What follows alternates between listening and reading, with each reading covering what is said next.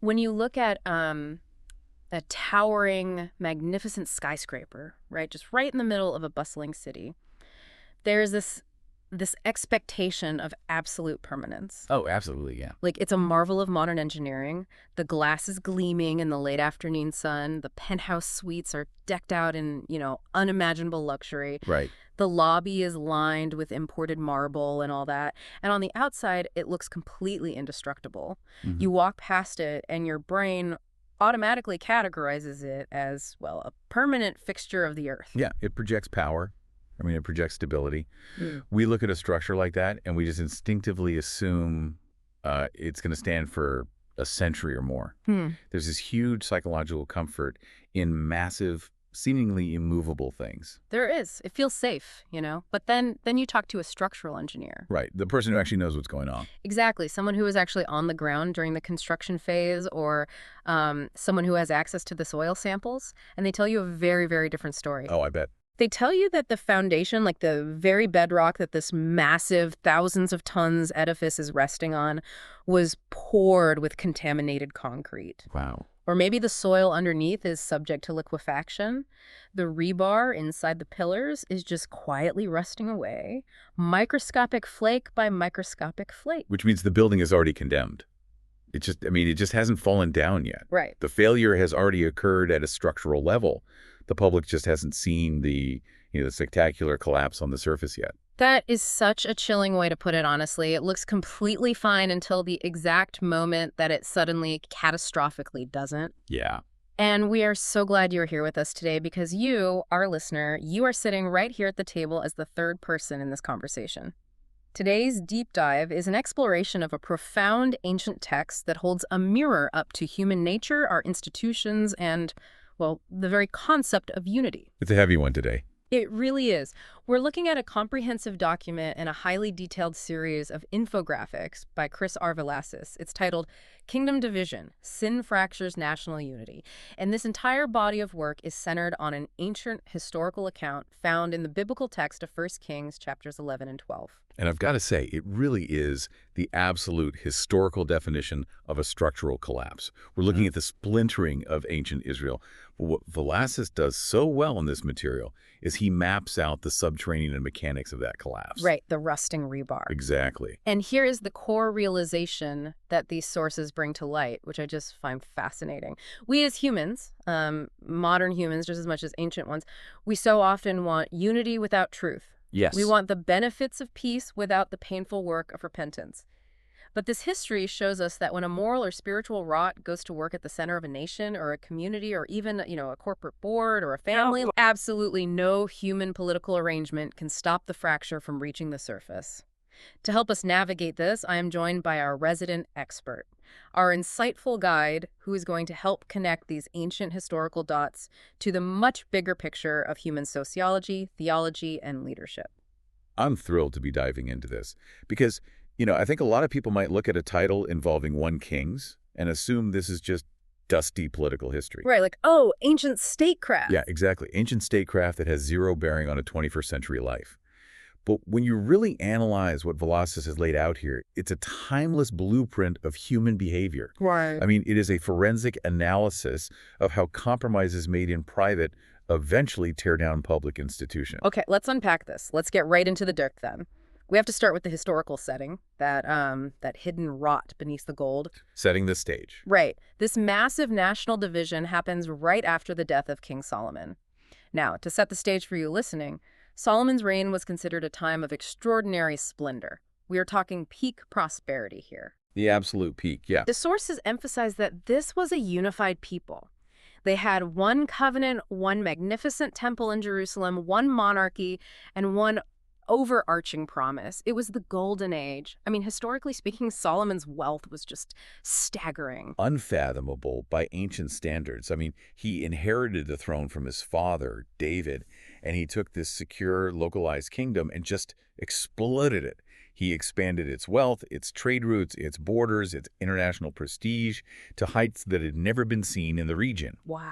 The gold, the architecture, the sheer scale of the temple he built, it was legendary. He was the skyscraper gleaming in the sun. Right. But, and here's the catch, the source material immediately introduces a tension. Solomon was simultaneously planting the seeds of his kingdom's own destruction. Okay, I want to pause on that because I think this is where our modern sensibilities might really clash with the ancient text. How so? Well, from an economic standpoint, Solomon looks like a genius. He centralized the government, he built these massive infrastructure projects. If we were analyzing him in a modern business magazine today, he'd be on the cover every single month. Oh, without a doubt, CEO of the decade. So how exactly was he planting seeds of instability if everything looked so profitable? Well, you have to look at how those massive infrastructure projects were funded and executed. It's the underside of the balance sheet. Okay. The text highlights that despite the immense national wealth, the burden on the average citizen was crushing. Solomon instituted heavy, punitive taxation. And even worse, he utilized forced labor. Wait, really? Yeah, the corvée system. He was basically drafting his own people to build his palaces and his state projects. So he was essentially enslaving his own citizens to build his legacy. Exactly. He was building this spectacular empire on the backs of his own people. Yeah. So the centralization of power looks great from the penthouse, right? Right. But down in the provinces, it felt like tyranny. So that is the political and economic rot. But Velazquez's analysis makes a critical point here.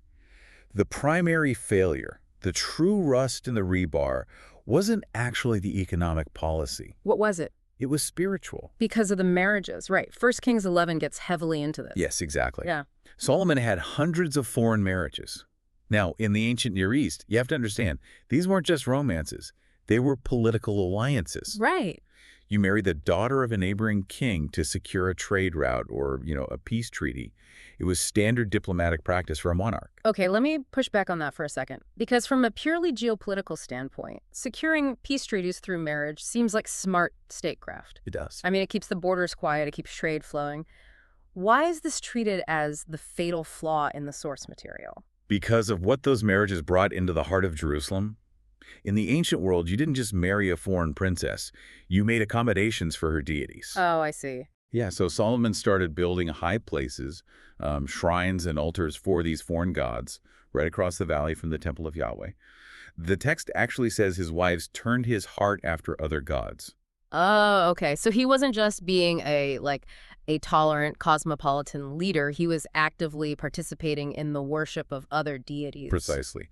And for Israel, their entire national identity, their protection, their prosperity, all of it was explicitly staked on an exclusive covenant with the Lord. It was a localized, specific relationship. Right. The Ten Commandments kind of make that clear. Exactly. So by introducing polytheism into the state apparatus, Solomon compromised the very core of Israel's identity. Which leads directly to the divine declaration. The text notes that because of this specific spiritual infidelity, God declares the kingdom will literally be torn away from his house. Yeah, a violent tearing. Not entirely, right, because for the sake of his father, David, God says a remnant will be left. But the vast majority of the kingdom is going to be ripped away. And this brings up something I really want to explore with you. How does this change our modern perspective on what makes a quote-unquote successful leader? Because today we measure success by GDP, by approval ratings, by technological advancement. Yeah, the metrics are entirely material. Right. But this source is suggesting that outward prosperity can actually mask a system that is fundamentally collapsing. I think the source challenges our modern metrics of success at the most foundational level. Yeah. As you said, we have a very material view of reality. If the stock market is up and unemployment is down, the nation is healthy. Right, we're doing great. But the biblical perspective presented here insists that historical events and the rise and fall of nations, they are not just random political drift or the result of purely economic forces. So it's not just a debate over fiscal policy? No, not at all. It argues that human sin is ultimately responsible for societal breakdown. It argues that divine judgment is an active force in history. Wow. The deepest source of social fracture, according to this text, isn't a lack of political technique or a bad administrative policy. It is the presence of spiritual compromise. Solomon was technically brilliant, but spiritually bankrupt by the end of his life. And Velazquez makes a profound point here. A kingdom built on compromise cannot endure.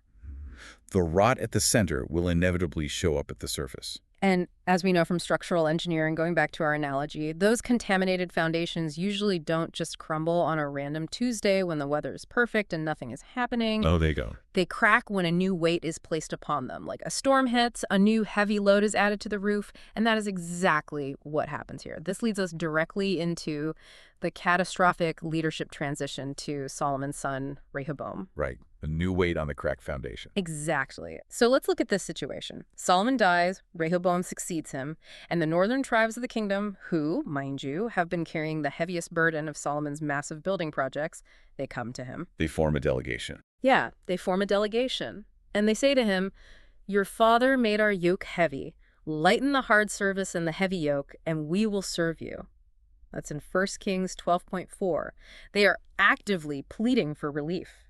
It's a massive inflection point. I mean, you can almost feel the tension in the text when you read it. The people are weary.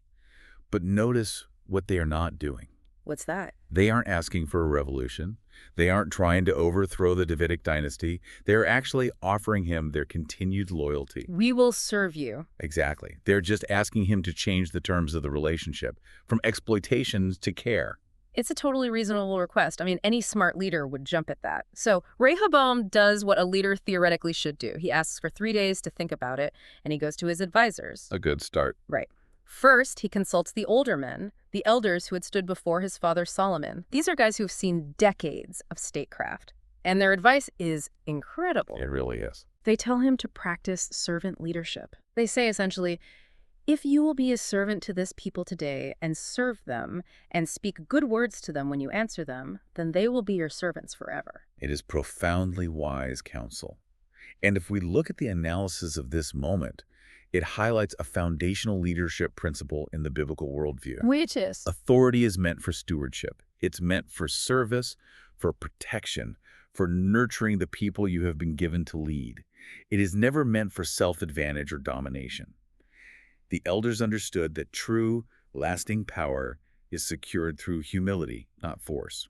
But Rehoboam completely rejects this. He ignores the guys with the decades of experience. Instead, he turns to the younger men, the guys he grew up with, his buddies. His peers, yeah. And they give him the exact opposite advice. They tell him to assert dominance. They tell him to go out there and say, "My little finger is thicker than my father's waist. My father disciplined you with whips, but I will discipline you with scorpions." It's so arrogant. It's aggressive, it's macho, and frankly, it's incredibly foolish. It really is the illusion of force. Rehoboam chooses pride over prudence. He chooses severity over service. He actually believes that fear and coercion will cement his authority. He thinks that if he just projects enough toughness, they will back down. It's the ultimate echo chamber effect. He essentially fired his experienced board of directors so he could listen to his yes men. Yep. It reminds me of a disastrous tech CEO who, takes over a struggling company, fires all the veteran engineers, and just surrounds himself with his college buddies who just tell him how brilliant his worst ideas are. That is a perfect modern parallel. He wanted people who would validate his ego, not tell him the hard truth. And Vlasis points out something very important here regarding how we interpret this. Okay, what's In up? the infographics, there is a section on common misunderstandings about this story.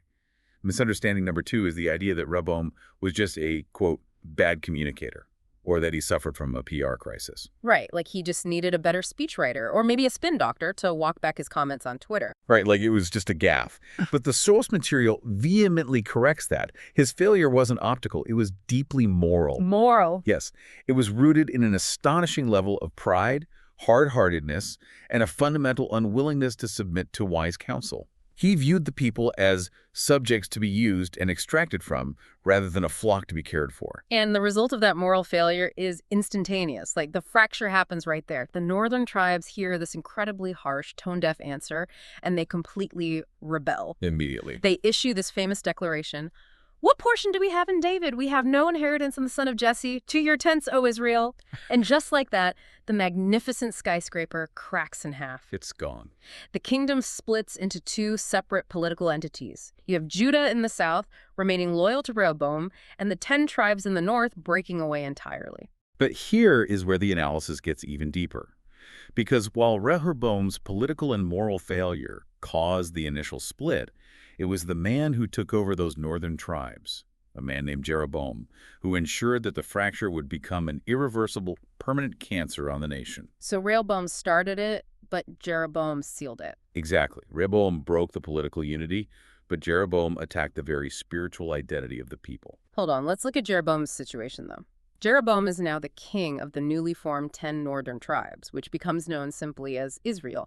But he has a massive geographic and religious problem, A right? huge problem. The center of worship, the temple, is still in Jerusalem, which is geographically in the south, in the territory of Judah, where his enemy Rehoboam is ruling. Exactly. And under the covenant law, all the people were required to travel to Jerusalem multiple times a year for the major festivals. Passover, Pentecost, the Feast of Booths. Right. So Jeroboam starts doing the math. He thinks, if these people keep traveling down to Jerusalem every few months to offer sacrifices in the house of the Lord, their hearts are eventually going to turn back to their old master, Rehoboam. They'll feel the nostalgia. Exactly. They'll be in the presence of the Davidic throne. And he says, if they reunite with him, they will assassinate me.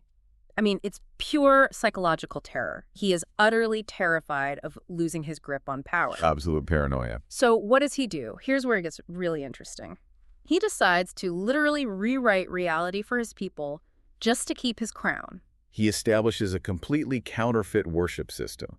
The text in 1 Kings 12 describes how he makes 2 golden calves. Golden calves. Yeah, he sets one up in Bethel, in the extreme south of his new kingdom, right on the border with Judah. And he sets the other one up in Dan, way up in the north. He essentially creates convenience. He tells the people, it is too much for you to go all the way up to Jerusalem. Look, here are your gods, O Israel, who brought you up out of the land of Egypt. Which is such an eerie, deliberate echo of the golden calf incident in Exodus with Aaron. Like he's repackaging an old disastrous idolatry and selling it as national convenience. He is. He absolutely is.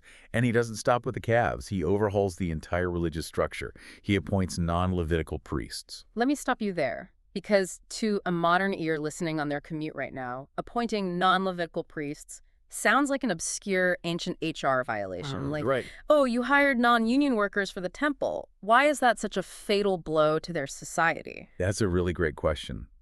In the covenant God made with Israel at Sinai, the priesthood was exclusively restricted to the tribe of Levi. They were the mediators, the ones trained and consecrated to handle the holy things. Okay. By opening the priesthood to anyone who wanted the job, which the text says Jeroboam did, he wasn't just breaking a minor rule. He was entirely dismantling the mediatorial system God had established. He was saying, we don't need God's established order. I am the authority who dictates how we interact with the divine. It was a total usurpation of divine authority. So he's not just tweaking the liturgy to fit his borders, he's building a parallel universe. He changes the dates of the festivals, he changes the priesthood, he changes the object of worship itself. He does. And this brings us to another critical misunderstanding that Velazquez addresses.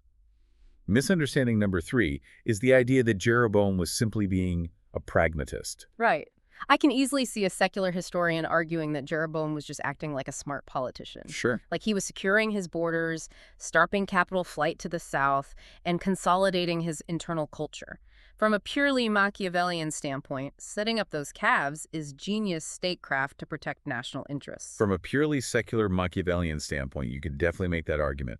But the source material violently rejects that framing. The text doesn't view this as pragmatism. It views this as idolatrous self-preservation. Jeroboam tried to secure his national unity by deliberately breaking covenant fidelity. He weaponized religion for political gain. That's dangerous. Incredibly dangerous. And the profound realization here, the warning for all of history, is that when leaders reshape truth to maintain control, they destroy the very fabric of the community they're trying to protect. Because when the core identity changes, allegiance changes, you're unmooring the people from reality. Yes. Jeroboam thought he was building a cultural wall to keep his people in, but he was actually introducing a spiritual poison that would eventually destroy his entire kingdom. False worship distorts the whole social order. Wow. If you lie to the people about who God is, they will eventually lie to each other about everything else. You simply cannot build a lasting, unified kingdom on a counterfeit reality. Okay, this is a perfect place to transition. So what does this all mean? We have Solomon's hidden compromises, we have Rehoboam's pride and harshness, and we have Jeroboam's fear leading to a counterfeit reality. The 3 stages of collapse. We've established this historical timeline, But the sources don't just tell a linear story. They lay out an architectural framework of why this happened. The losses outline 6 core principles that govern this kingdom division. And honestly, looking at these, they apply to almost any societal breakdown throughout history. You really do. I don't want to just read a list here, so let's explore how these concepts weave together. Let's start with this idea that external unity isn't enough. The source argues that unity without covenant faithfulness is completely fragile. This is a crucial distinction. The glue for ancient Israel wasn't just their shared ethnicity or their language or their geographic borders. The ultimate glue was the covenant with God. Right. If we look at how the sources address modern sentiments, there's this pervasive idea today that, unity is always the ultimate good no matter the cost. We hear this all the time. Just get along. Yes, this idea that we just need to get along, that we should compromise our deepest convictions just to maintain the appearance of a united front. But the text argues that this kind of unity is actually dangerous. It argues that unity detached from truth and holiness is not biblical unity at all. It's an illusion. The source uses the phrase managed compromise. Israel had external unity under Solomon for a time, but because the covenant faithfulness was actively eroding underneath, that unity was incredibly brittle. That concept of managed compromise is fascinating. Let me throw an analogy at you to see if this tracks. Go for it. It makes me think of a corporate merger between 2 massive companies. They decide to merge solely to capture more market share, but Company A has a culture of intense transparency and ethical sourcing, while Company B is known internally for cutting corners, hiding data from shareholders, and, exploiting overseas workers. Recipe for disaster. Right. On paper, they are united. They have one name on the building, they share one stock ticker. But internally, they are tearing each other apart because their core ethical values are totally opposed. That is a brilliant analogy. You can print the new letterhead, you can force everyone into the same all-hands meetings, but the fundamental incompatibility remains. External unity cannot survive persistent internal rebellion against core principles, and in Israel's case, rebellion against God. The fracture was spiritual long before it became an institutional split. And this fragile state makes the entire system incredibly vulnerable to whoever is at the helm, which perfectly explains why Rehoboam's specific personal failures became a national catastrophe.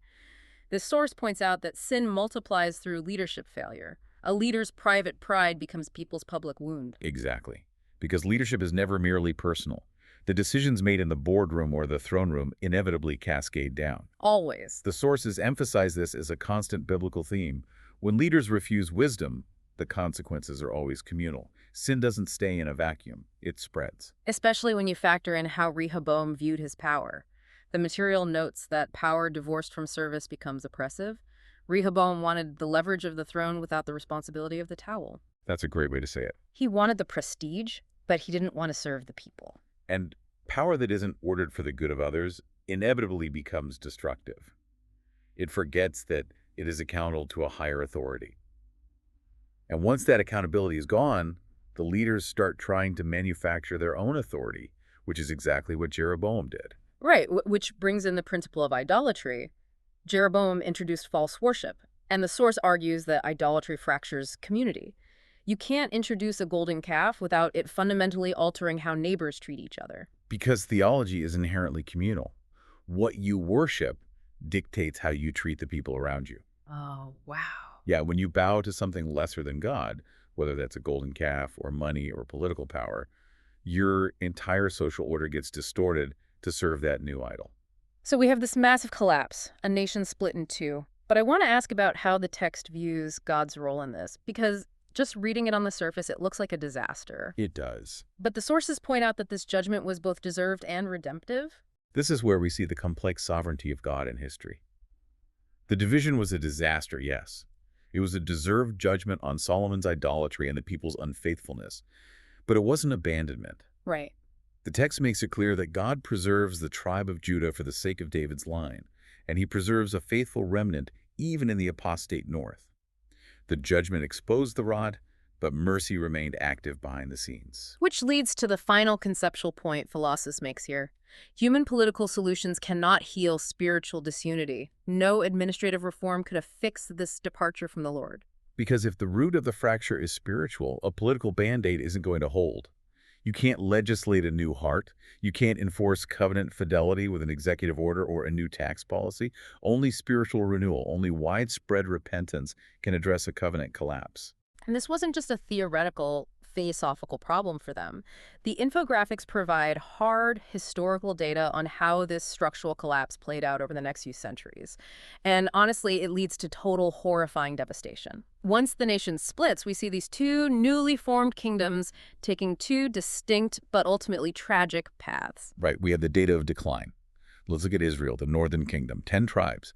Their capital eventually becomes Samaria. They exist for roughly 2 centuries, and they have 19 kings over their history. Okay. And the biblical text evaluates almost all of them as evil. 19 for 19? That is an abysmal track record. It is. But it's not random. Their foundational DNA, set by Jeroboam, was idolatry and apostasy. They never recovered from the golden calves. Every king was judged by the standard of, quote, the sins of Jeroboam. How did that spiritual rot translate into their geopolitical vulnerability? Because eventually they are destroyed by Assyria in 722 BC. How did the golden calves lead to that? Well, when you sever your covenant with God, you lose the protective boundaries of that covenant. Culturally, by embracing these syncretistic, Canaanite-style worship practices, they became just like the surrounding nations. They lost their distinctiveness. Exactly. They entered into disastrous foreign alliances. They experienced constant internal instability, assassinations, coups, entire dynasties wiped out. Wow. They were weakened from the inside out, making them easy prey for the Assyrian war machine, which was notoriously brutal. The Assyrians didn't just conquer. They deported and scattered the populations to destroy their national identity forever. Total erasure. Yes. And then you have Judah, the southern kingdom, 2 tribes, essentially Judah and the small tribe of Benjamin. Their capital remains Jerusalem. They have 20 kings, but their spiritual state is described as more mixed. Some are very wicked, but some, like Josiah or Hezekiah, they bring about sweeping reforms and try to turn the people back to God. And that mixed record is largely because God, in his mercy, is preserving the Davidic line, just as he promised. The presence of the true temple in Jerusalem also provided an anchor that the north didn't have. Right, they had the actual temple. But their key issue remains persistent disobedience, pride, and eventual complacency. They watched the north get destroyed, and instead of repenting, they assumed the temple made them invincible. We have the temple, we're fine. Exactly. And eventually they too fall. In 586 BC, they are conquered by the Babylonian Empire, the temple is destroyed, and the people are carried off into exile. I really want you, the listener, to pause and consider the sheer scale of this fallout. Think about the butterfly effect happening here. You have one king's bad decision, Rehoboam listening to his arrogant friends instead of his wise elders, and another king's paranoia, Jeroboam, building the golden calves to secure his borders. 2 men. Yes. And those 2 localized, selfish political decisions lead to centuries of instability, civil war, assassinations, and eventual total conquest by foreign empires. Millions of lives disrupted, generations lost to exile. I read this and I have to ask, doesn't this look like God's grand experiment with Israel just completely failed? That is a very natural human reaction. To look at the rubble of Jerusalem, to look at the weeping exiles being marched to Babylon, and say, well, I guess God couldn't protect them. I guess the covenant failed. Velazquez specifically addresses this as misunderstanding number 5. How does the source reconcile that massive failure? By arguing that the exile doesn't prove God failed. It proves that God's warnings about sin are absolutely true. The covenant had stipulations. God remained completely sovereign the entire time. He wasn't outmaneuvered by Assyria or Babylon. He used them. He was actively disciplining his people, using these foreign empires as instruments of judgment. He was stripping away the false security of their political state to prepare them for a much deeper, more permanent restoration. And that is a perfect segue. Because if the story just ended in the dust of Babylon and Assyria, this would be a purely depressing deep dive. Very grim. We'd just be talking about the inevitability of human failure and the futility of institutions. But the sources show us that this historical event, the division of the kingdom, is actually just one highly visible gear turning inside a much larger cosmic machine. Yes. This is where the deep dive scales out from ancient politics to look at the grand narrative of Scripture. Violansis provides this incredible 12-stage framework that shows how this specific historical fracture fits into the entire scope of the biblical story, from creation all the way to the new creation. It's breathtaking when you look at it this way. Let's trace this thread because it completely reframes the tragedy we just discussed. The source starts with eternity and creation. The baseline is that unity is God's original design. Harmony under his rule is creational. Right. The very image of God implies relationship, mutuality, and perfect unity. So when we see the kingdom divide in 1 Kings, we are seeing a gross, violent distortion of what creation was intended to be. Which brings in the fall. Sin enters the garden and fractures hearts, relationships, and society at a fundamental level. I love the connection the source makes here, that the divided kingdom isn't a new problem, it is just Adam's story played out on a national scale. Exactly. Why do humans no longer trust each other? Why did Rehoboam and Jeroboam act the way they did? Because humanity no longer trusts God. The root of all division, all political fracture, starts in the Garden of Eden. Then the narrative moves to the covenant and kingship stages. Israel is called to be one people under one Lord, one law, and one king. They were supposed to be the reversal of the fall. But as we've seen in excruciating detail, human kings simply couldn't secure that unity. Earthly kingship couldn't secure what only divine kingship can preserve. The division happens because human kings, even the wisest ones like Solomon, cannot bear the weight of covenant faithfulness apart from God. They will always eventually bend under the pressure of their own ambition or fear. Which leads right into the exile, as we discussed, Assyria and Babylon, the ultimate fracture. But here's where the narrative pivots toward hope.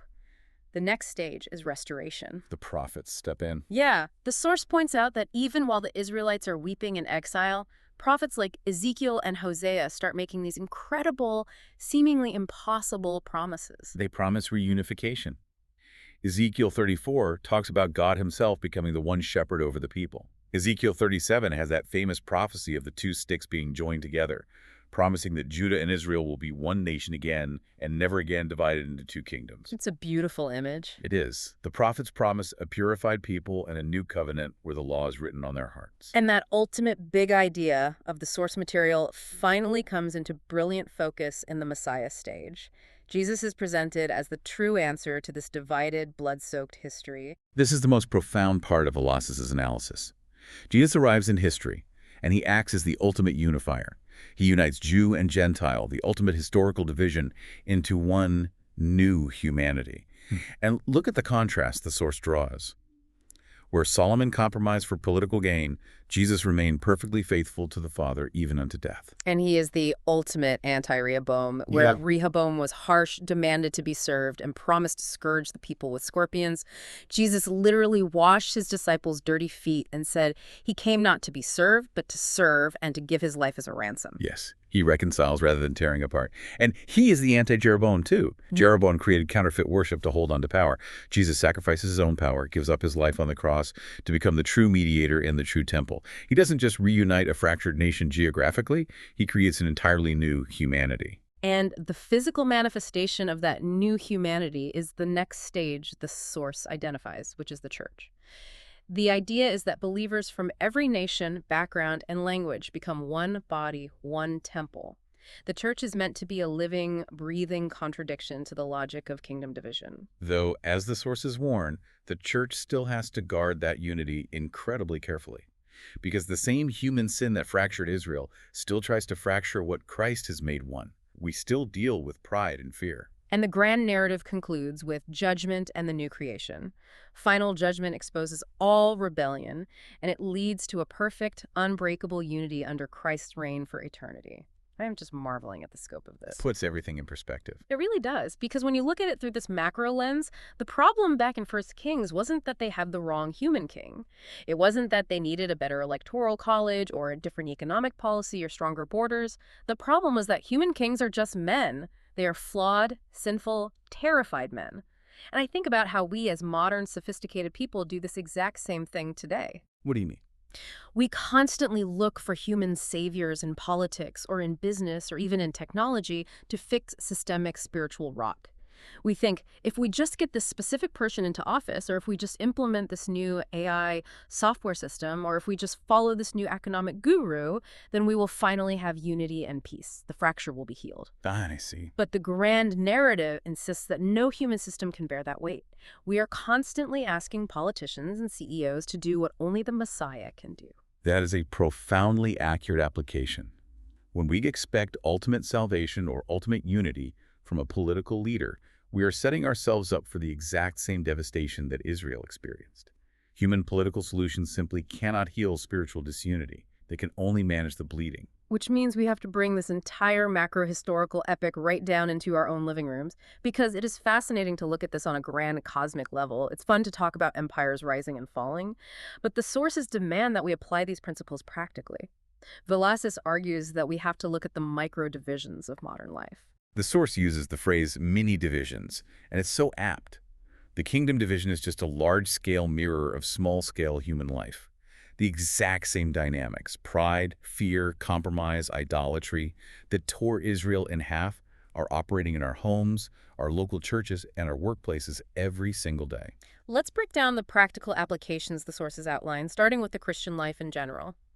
The key takeaway I see here is that sin is never just personal. Private compromises accumulate into communal fractures. What I found fascinating about Velazquez's analysis here is how it attacks the modern, highly individualized idea that our private lives don't affect our public interactions. Right. What I do in private is my business. Exactly. But the source makes the argument that hidden disobedience eventually, inevitably, erodes the trust and stability of our relationships. The structural integrity is compromised. And the only prescribed antidotes are humility and genuine repentance. Then there's the application for leadership in ministry. This is huge for anyone listening who manages people. Authority is validated by sacrificial care, not by hardness. Leaders must not reshape truth to keep control. If you are in any kind of leadership, whether you're a CEO, a pastor, a shift manager at a restaurant, or even a parent, Velazquez is presenting Rehoboam and Jeroboam as urgent cautionary tales. Yeah. When you feel your authority slipping, or when you are challenged, what is your default reaction? Do you tighten your grip, act harshly, and demand blind loyalty like Rehoboam? Or do you try to manipulate the environment and reshape the truth to protect your own image like Jeroboam? It's a tough mirror to look into. It is. The source demands that leaders choose the path of service, protect their people, and actively listen to wise, challenging counsel. And finally, there is application for discipleship and daily living. Our families, our workplaces, and our friendships experience these mini divisions whenever pride, fear, and self-interest take over the steering wheel. To put it in incredibly practical terms, when you are in a heated argument with your spouse, and deep down you know you are wrong, but you refuse to back down and admit it because of your pride, you are playing out Rehoboam's error in real time in your living room. Oh, man. You are choosing severity over humility, and it fractures the relationship. Wow. That hits close to home. Or think about the workplace. When you tell a lie at work or shift the blame onto a coworker just to protect your own reputation or your chances of a promotion, you are literally building Jeroboam's golden calves right there in the office. I never thought of it that way. You're creating a counterfeit reality solely for self-preservation. Velazquez argues that true discipleship requires truth-telling, peacemaking, and servant-hearted living. It requires us to lay down our arms, abandon our counterfeit realities, and seek true reconciliation. So as we wrap up this massive journey, I want to ask you, the listener, to take a moment and just inventory your own life right now. Look at your relationships, your workplace, your family dynamics. Are there areas where you are pursuing a managed compromise just to keep the peace? A brittle peace. Right. Are there relationships where you are settling for a brittle external unity rather than doing the hard, humbling work of seeking truth and repentance? The antidote provided by this ancient text is clear: repentance, service, a commitment to truth, and a willing submission to God. That is the only foundation that won't eventually crack under the immense weight of human reality. We have covered incredible ground today. We started by looking at Solomon's hidden compromises, the rust quietly spreading inside the rebar of his golden age. We watched Rehoboam's sheer pride and harshness tear a unified nation in two. We saw Jeroboam's paranoid fear institute a counterfeit reality with golden calves that doomed his people to centuries of idolatry. We traced this tragic fracture all the way down to the devastating exile in Babylon and Assyria. But we also saw the grand narrative. We saw how God, in his sovereign mercy, used this very fracture to set the stage for a true king. A king who doesn't divide but who unites. A king who brings unbreakable unity by dealing with the root of the problem, the sin in the human heart. The bottom line of this entire deep dive: sin fractures, God restores. Before we go, what is one final thought we can leave our listener with today? Something drawn from these principles, but maybe a new angle to mull over as they go about their day. Think about this. If biblical unity requires both truth and holiness, as the source argues so strongly, Mhm. I want you to think about the loudest calls for unity that you hear in your culture, your workplace, or your social media feeds today. Okay. Are those voices demanding a return to foundational truth and shared humility? Or are they just asking you to bow to a new set of golden calves in the name of getting along? True unity doesn't ask you to surrender the truth. It demands that you stand on it together. That is profound. You can't build a real skyscraper on a counterfeit foundation. Thank you so much for joining us on this deep dive. Keep seeking knowledge, keep questioning the surface level narratives around you, and we will see you next time.